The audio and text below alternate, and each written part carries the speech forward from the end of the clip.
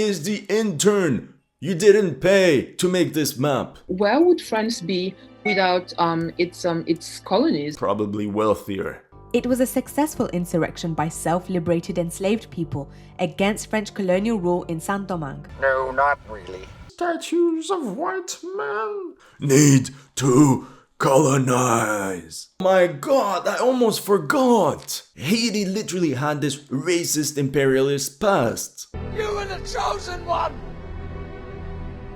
It was said that you would destroy this and not join them! Hello my friends and welcome to History Legends. Today we'll be reacting to this video called How France's Colonial Past Explains Its Racism Today. No spoilers, it looks promising. Essentially, we're talking about woke activists that live in France, very important fact, that rewrite history because they're broke and they want your cash. It's why there are growing calls for France to recognize and apologize for its violent colonization of millions of people in Africa and Asia.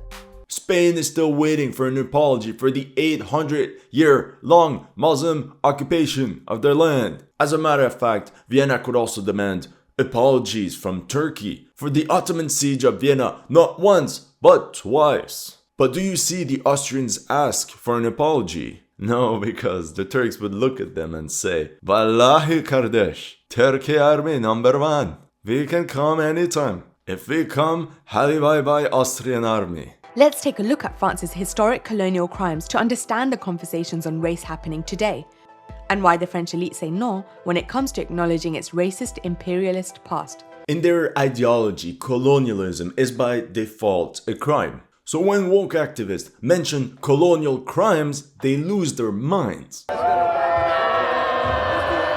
Same thing goes for racist imperialism. However, the golden rule is that it's only racist imperialism when a white country does it. Otherwise, it's chill. It's just part of a country's right to expand beyond its borders, and it's just part of history. Of course, because white people are evil. For example, Malians take great pride in the Mali Empire that grew through military conquest and subjugated all neighboring kingdoms, without even mentioning Mansa Musa and his thousands of slaves.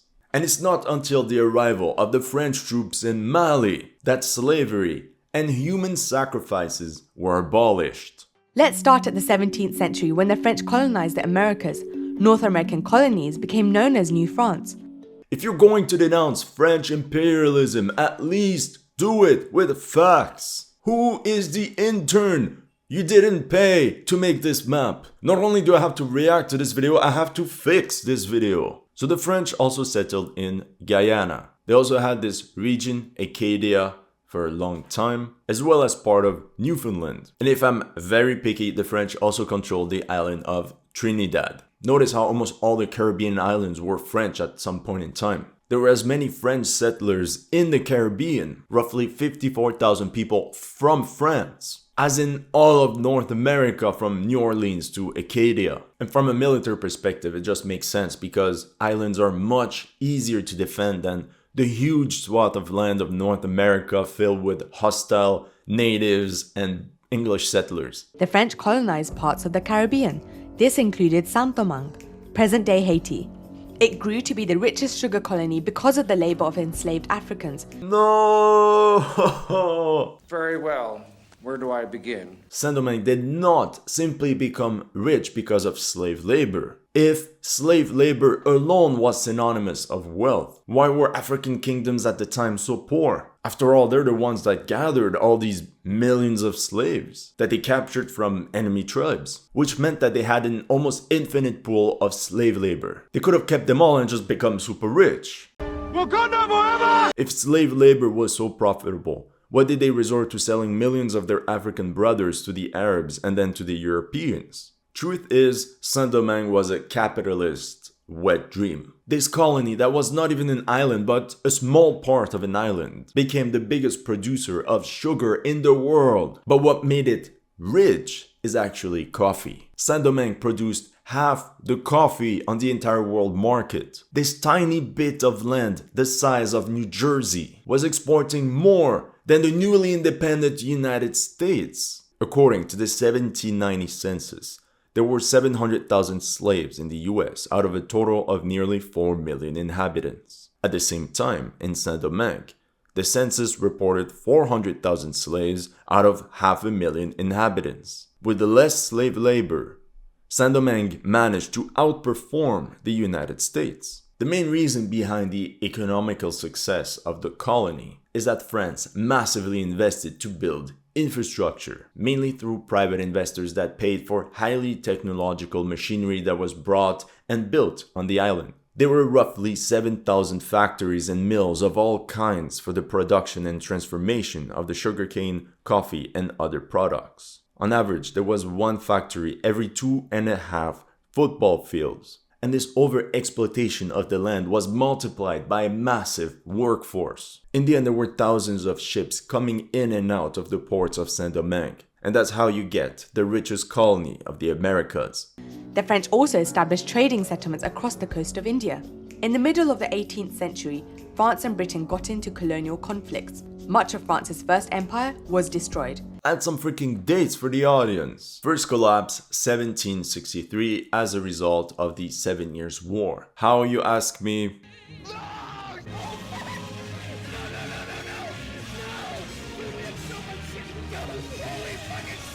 Without a proper navy, you can't really secure your colonies, especially when your nemesis is the Royal Navy. And as a result, the French lost all of its colonies in North America and India, apart from little trading posts. France essentially sacrificed these huge colonies just to keep some of the Caribbean islands. Now, as you saw with Saint-Domingue, these remaining colonies were still extremely profitable, which made the British extremely jealous. And then, round 2. So the second collapse happened in the years of the French Revolution and the Napoleonic Wars.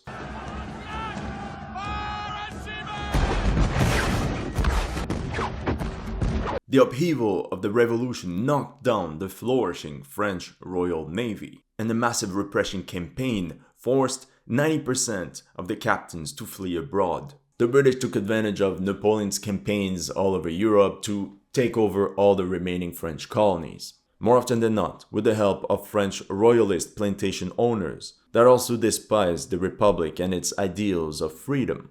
But it didn't take long for French empire building to continue. France invaded Algeria in 1830. Oh no! Come on! They make it seem as if the French were on some sort of colonial roid rage. Need to colonize. They don't even explain why in 1830 specifically. France even picked Algeria out of all the other places like Morocco, Tunisia, Libya. Skip.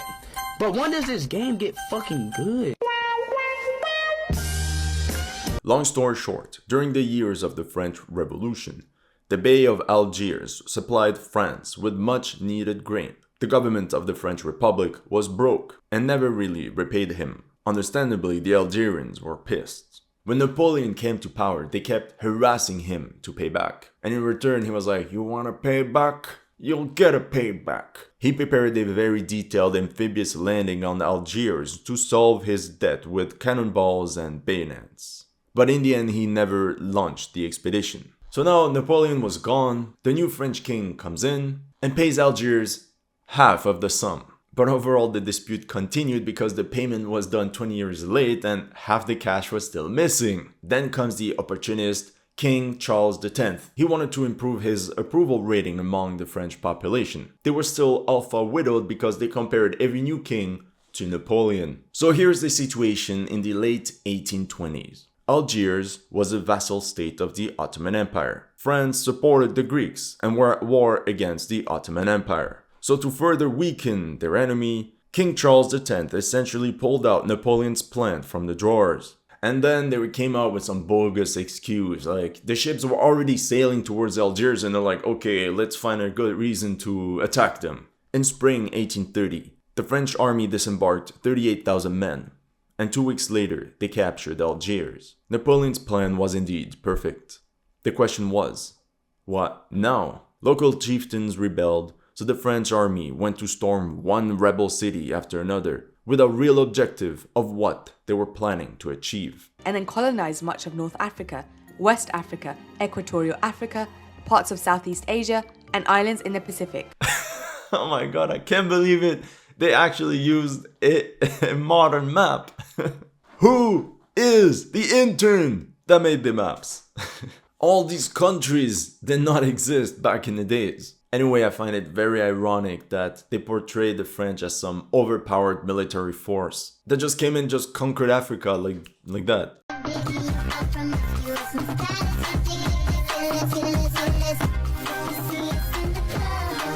While ignoring all the rebellions and resistance to colonial authorities by African tribes and kingdoms. But who cares about the truth? It simply slows us down from promoting our political agenda. Okay, do you want to trigger woke historians? Arwa, come here. They will never admit that in most cases the French conquered Africa with locally recruited troops. You see, when the French captured Algiers, all the soldiers on the payroll of the Ottomans were now without a job. The French said, don't worry, we'll pay you and you'll fight for us now. And that's how the French army incorporated multiple regiments of Spahi cavalrymen, as well as battalions of locally recruited light infantry, mainly from the Zouawa tribe, which would eventually become the famous Zouaves. Who do you think marched through Africa raising this blue, white, red banner? For the most part, regiments of West African infantrymen. Even more controversial, it has to stay between you and me. It happened countless times that local African chieftains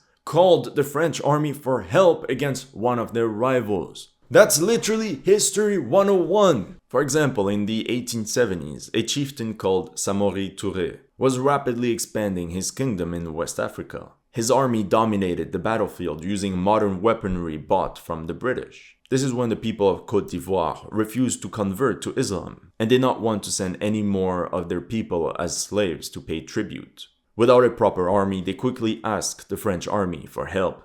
And the conquest of West Africa was completed by General Alfred Dodds. Both of his parents were light-skins, mixed French and Senegalese. Alright, enough with the facts. Let's continue. France's empire building led to huge financial gain. Its global settlements provided a network of trading posts and colonies that were hugely profitable for private investors. In West Africa alone, the gains from colonialism exceeded 3.2 billion francs in 1914. Typical woke tactics by throwing random numbers that have absolutely no meaning. What does 3.2 billion francs from 1914 even mean? And just to portray how poorly researched this video really is, I found this 3.2 billion figure, and it actually comes from an opinion piece written by author Élise Huéry, where she writes, I quote, "Colonization of French West Africa was profitable for France, to the extent that the impact on cumulative domestic production exceeded 3.2 billion 1914 francs. But what this YouTube video did not understand. In West Africa alone, the gains from colonialism exceeded 3.2 billion francs in 1914. Is that Élise Huéry meant the cost of colonization of West Africa for French taxpayers amounted to 3.2 billion francs. It's clearly written in Table 1 and has nothing to do with the benefits extracted from colonization. This clearly shows how they're ready to manipulate numbers just to promote their political agenda. Where would France be without its colonies, its possession in the Caribbean? Where would France be without its huge possessions in sub-Saharan Africa? Where would France be without its possessions in Asia, without Algeria? And that's a question that is extremely important when we go back. And I'm just talking about the economy, right?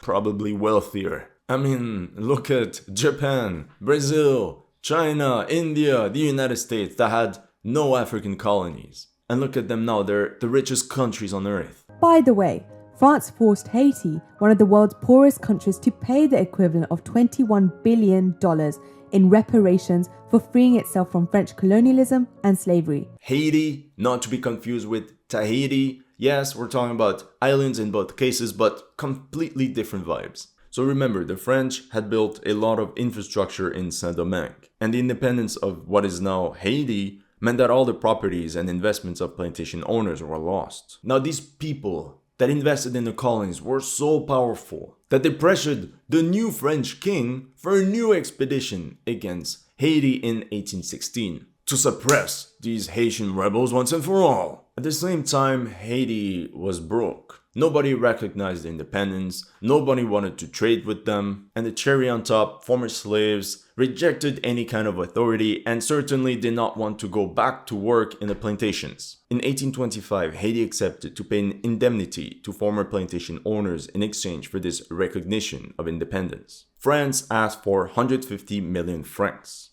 which was equal to only 1 full year of revenue generated by Saint-Domingue. At its peak, of course. However, negotiations were dragging on for so long that Charles X got fed up. Yes, the same as for Algeria. And we know what he did next. He sent an armada of 14 warships to blockade all ports and bully Haiti into signing the agreement. Charles X was the ultimate mafia boss. If you owe him money, you're in trouble. But if he owes you money, you're in deep shit. The French Revolution proclaimed universalist principles, freedom and rights for all men. That was meant to lead to suffrage for adult males and the abolition of slavery in mainland France. Slavery was actually reinstated before it was banned again. Okay. This one is tricky. In 1789, French revolutionaries declared all men are born and remain free and equal in rights. So then all the slaves were happy. They came up to plantation owners and were like, "What's up, homie? We're finally free. Those are my rates." But then the French revolutionaries were like, No. Slavery was only abolished 5 years later in 1794. However, business is business. By doing so, French plantation owners preferred to continue the slave trade, but under British rule. So to seduce them again, Napoleon reinstated slavery in 1802. But the damage had already been done. In the end, France would re-abolish slavery in 1848, just to milk this thing a little bit more. Jules Ferry was a French statesman and leading promoter of colonial expansion. In 1884, he said, "The higher races have a right over the lower races. They have a duty to civilize the inferior races." I mean, I know it's picky, but I have to add minutes to the video. He actually said this in 1885 and not in 1884. And as a matter of fact, this was the mainstream ideology of the universalist French left at the time. But in response to this quote, conservatives like French politician Georges Clemenceau said, "I heard that some German scientists proved scientifically that French people were an inferior race to Germans because France lost to Germany in 1870. Since then, I watch with a careful eye anyone talking about inferior races." So essentially, French colonization was thought by the left and achieved by the conservatives. Colonialism was spun as mission civilisatrice, the civilizing mission. One of the corners of French imperialism was the idea that France was the country of the Enlightenment. So it was really a huge part of the French brand of colonialism, colonizing to, almost this divine mission to take people out of the darkness and bring them into civilization. But the civilizing mission was just the self-aggrandizing and the prestige that France got from having the second biggest empire in the world. That's the entire problem of doing historical shortcuts. Truth is, by the 1870s, Africa was for grabs. Europe had both a massive technological and numerical advantage. There were more people in France than all of its future West African colonies. And it's possible that the French government believed that if they didn't colonize Africa, their longtime nemesis, the British, or even worse, the Germans, would take over these lands anyway. But even at the time, the propaganda of the civilizing mission was challenged. We see this from the Haitian Revolution of 1791 to 1804. I don't understand. How could this civilizing mission ideology from the 1880s have been challenged by the Haitian Revolution that happened 80 years before? It was a successful insurrection by self-liberated enslaved people against French colonial rule in Saint-Domingue. Its leaders demanded France apply the principles of its revolution to its colonized subjects. No, not really. It all started when mulattoes wanted to be granted the same rights as whites, especially inheritance rights. But that didn't work. Their white half-siblings were like, Move along. So the mulattoes went to the plantations and they said, "What up, homie? We're black too. Let's take down these evil white mofos." The white plantation owners were now shaking. They were literally in the middle of a furnace. So in 1793, they called for help. British troops disembarked and with the help of the Spanish army took over Saint-Domingue. And this is when the French Republic quickly abolished slavery because they needed an army. So now all slaves were free to fight for the Republic. And then this guy called Sontenax did an Uber delivery of 20,000 rifles to the former slaves. In the end, by 1797, this allowed General Toussaint Louverture and his troops to kick out the British and Spanish forces from Saint-Domingue. Now the mulattoes were like, "We're the bosses now, you Namibians go back to work." Only problem, these former slaves were heavily armed and had military experience. Boom! Civil War. And then Napoleon's army came right into this bee's nest. They actually managed to win battles and take over the colony, but tropical disease decimated their army and Haiti became independent. My god, I almost forgot! Haiti literally had this racist imperialist past. In 1805, they literally declared themselves an empire, where whites were not allowed to own any land, nothing. And then they went on to conquer the Spanish part of the island, committing massacre after massacre. 10% of the Dominican population was gone. This is literally what we call colonial crimes. Then they left and they came back and then reoccupied the Spanish part from 1822 to 1844, trying to suppress the local Spanish culture, replacing it with French, and forcing thousands to flee to other Spanish colonies. And it's not as if they reinstated slavery, but unpaid forced labor at gunpoint. You were the chosen one! It was said that you would destroy the Sith, not join them! Bring balance to the Force, not leave it in darkness! The French colonizing mission continued into the 20th century. France occupied Syria and Lebanon. I find it extremely unsettling that they have the nerves to talk about the occupation of Lebanon and Syria, as if these were independent nations, while completely ignoring the fact that these regions had been colonized by the Ottoman Empire for nearly 400 years. The reason why the French were also interested in Lebanon particularly dates back 1860. France had sent 6,000 soldiers to the Levant in order to protect Christian communities in the Middle East. In this case, Lebanese and Syrian Christians. Some call it the world's first humanitarian mission. In the end, they negotiated with the Ottomans for the creation of an autonomous Mount Lebanon district with a Christian majority and a Christian governor. The borders of this district is essentially at the root of the modern-day Lebanon. There's also the trauma of war. The Algerian War for Independence, 1954 to 1962. It's hugely significant in understanding contemporary French society. The war began when the newly formed FLN movement declared its aim was to restore a sovereign Algerian state. They used guerrilla warfare at home and also diplomacy abroad, particularly at the UN. France drafted some 2 million conscripts over the course of the war.